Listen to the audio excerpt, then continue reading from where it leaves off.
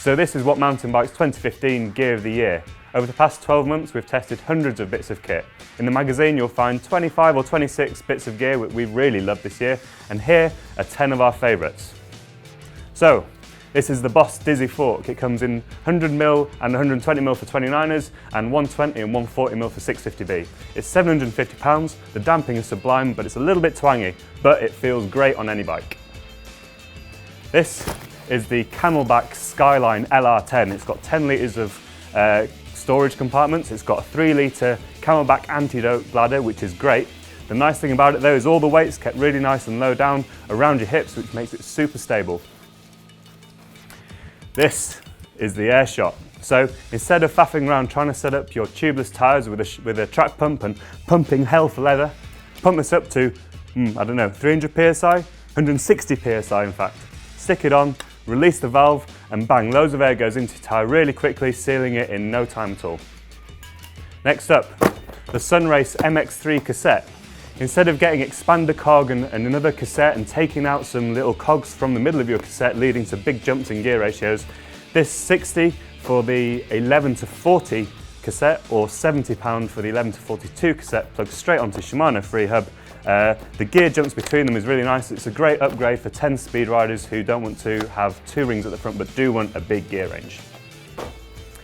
The Scott Watu helmet, it's 35 quid but it doesn't look it and it doesn't feel it.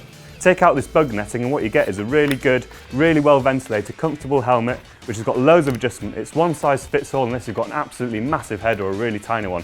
We think it's brilliant for 35 quid. These are Oakley Oakley Radar glasses, but they come with the new Prism Trail lens. What this means is when you stick it on you get the feeling of having the low light lens, so everything's orangey and pops really well.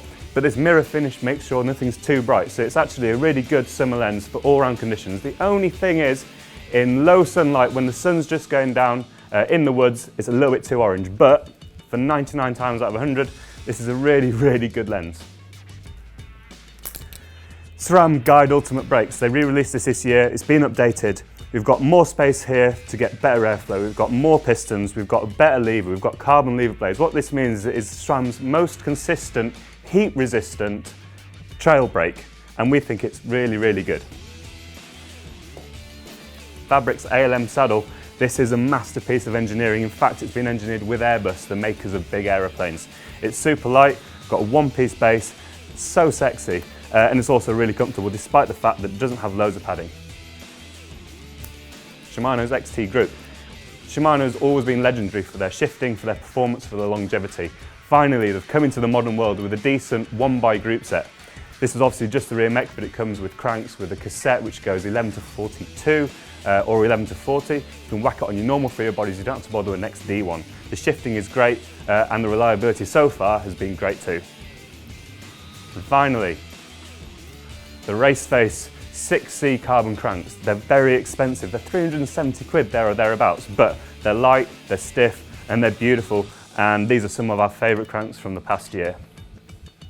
So there you go, that was 10 of the 25 or 26, depending on what the art guide does, products from Gear of the Year. It's available in What Mountain Bike issue 182 on print and also obviously with digital magazines, and you can find the links to that in the video description.